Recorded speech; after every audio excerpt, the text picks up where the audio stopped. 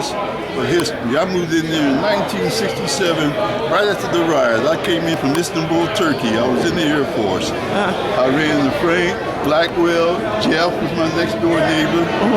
Ezel's gone now, unfortunately, but he was there, and Perk was there. What was your position there? At Parkside? Yeah. I was a tenant at first, and I eventually ended up being the manager there because they started the program over there underneath the NSO program, and they wanted residents to work in the program since it was right after the riot, and they figured residents would know more about dealing with residents than those outsiders. Right. And so from there, I went to school. They were lucky enough to get a degree. And I eventually became the manager over there at Parkside. So you said the riots took place in 67. 67. How? That was 2 years before I was born. What was the atmosphere like during that time? Were you guys all on lockdown? I know it was a military housing project, but was you all on lockdown? Military housing project, but a lot of military people live there. Yeah. Parkside, Jeffrey, Brewster. That's what a cannon symbolized, Parkside. Right, and so it was a lockdown as far as being on the base. You couldn't come off the base, and in the city, well, you can get out if you can go to the base. This was during the riot? Yeah. Okay, did you guys have curfews inside of Parkside just like the rest of the city had? Oh yeah. Wow. That doesn't mean nobody followed, you know. Right.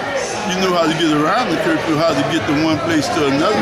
What would you say the percentage was with African American residents? African American residents back in 67, 68, even 69. Maybe about 30% African Americans. It was mostly Caucasians. Excuse me. I heard. Until we start, then after that. So do you think the Equal Housing Act had a lot to do with that, for getting a whole lot of African Americans in Parkside? Not necessarily. Because before the whites was trying to move out, that's all. Right, but before then, before we were able to move in Parkside, we had the Black Bottom area, Paradise Valley, and Hastings area. That has already been they was doing the process of tearing that down. Right.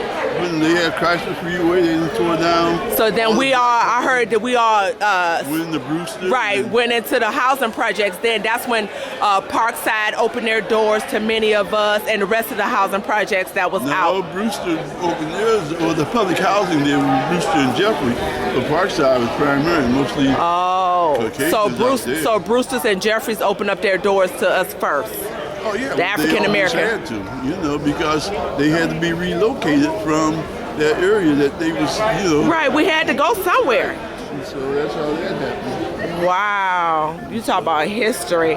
Now, did you do anything with the children, as far as mentoring? Or? I was lucky enough as to work with the recreation people while I was out there, and so it's not that I did anything special, but one thing that we always try to do is keep the gym open. Oh yes, the rec. Right. We love you for it. Okay, we kept the rec open. And by Ezel Johnson, he's dead now, but Easy worked there, and he lived out there, and he made sure we all had keys. So that anytime he wasn't there, we can always open up and keep it open until kids get ready to go home 10, 11 o'clock or something. They needed something to do. Right, and we appreciate it to keep us productive and stuff. I mean, I know we lived like a skip, hop, and a jump from the rec, and we lived in there, the rec, so we appreciate it. I mean, it gave us something to do besides the Chandler Park, going on the swings and all that. But it gave us something productive to do, the swimming lessons, the tennis. We had Miss Bell, and Miss Bell worked with us in the rec, but Miss Smiley worked with us over in the swimming pool. So, yeah, see that little guy behind you, Walter? Yeah, see, now I remember both of them was kids. Oh, Walter was Parkside too? Yeah. Oh yeah. I got his picture. See, I watched them grow up. You watch them grow up? Y'all telling each other age? Y'all telling it's a beautiful thing to still see them around. Yeah. Because so many of them, their age. You don't even look that old. So it's a beautiful thing every time I see them. Every time I see them guys, I'll be glad to see them because, like I said, so many of them that came up with them, Right. they're no longer around. Because a product of you. Yeah, Thank you, Mr. Blackwell, John, Mr. Frank, I'm King. I'm King. John. Yeah. and all them. And you said Mr. Ezio? Well, yeah, Easy.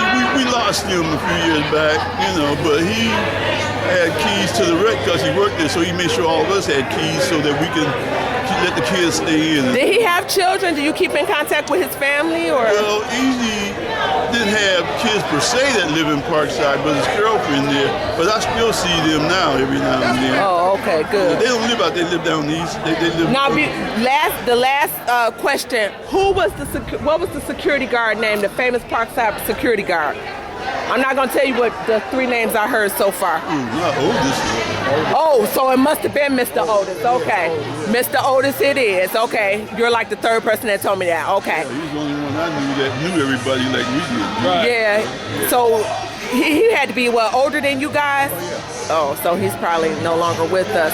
But to your knowledge, who was the actually out of all the housing projects? Which one was the first one from your knowledge? Do you know? I know Parkside was under the military, but... Well, it was only under military for that brief moment during the riot, but other than that... Because I heard Parkside was the official public housing. It probably wasn't labeled public housing because it was military at first. No, it was public housing. It was public housing? Now, what was military was Sojourner Truth. Oh. See, that was, as a matter of fact, they had the old army huts. That's what they lived in back there. So which one would you say that came first, Parkside or Sojourner Truth? Oh, as far as being built? Yeah. Well, I really don't know the exact... Yeah, because I have I'm getting conflict stories. Everyone's saying Parkside. I just know the type of the buildings that they had. Right, and I heard Parkside was the largest of all the housing projects. I don't know, I'm not sure. No, because I said Hearns, Jeffries. Yeah, they were pretty big because they had the apartment. About the 4th largest. The 4th largest? Yeah, okay. Gardens, Jeffrey Brewster, then Parkside. Okay, so we just got to get the truth. Who was the first actual housing project? So even though Parkside was under military, it was still housing project. Oh, yeah, it was housing. Like I said, Sojourner Truth was the old army huts that was under military before the Detroit housing took over. That was out by Coleman Garden. Matter of fact, blacks weren't even allowed to move in there at first, and not until after the riot. And you said that was Sojourner Truth that welcomed us in after they made Hastings Street a freeway? Well, no, they made Hastings a freeway. That's where they all crowded in the Brewsters, but they couldn't. Oh, the Brewsters, right, okay. Right, but Coleman Garden, but Sojourner Truth is out by Coleman Garden area. Okay. Out on the far east side, northeast, I should say. So that's where most of us integrated at after Paradise Valley or the Black Bottom? Most of us, we went into Brewster and Jeffries. Brewster's and Jeffries, okay. Thank you for that clearance. And I thank you for your history, your story, your legacy you leave behind and all that good stuff, and we love you for that. Well, thank you. And I'm about to get a hug. Well,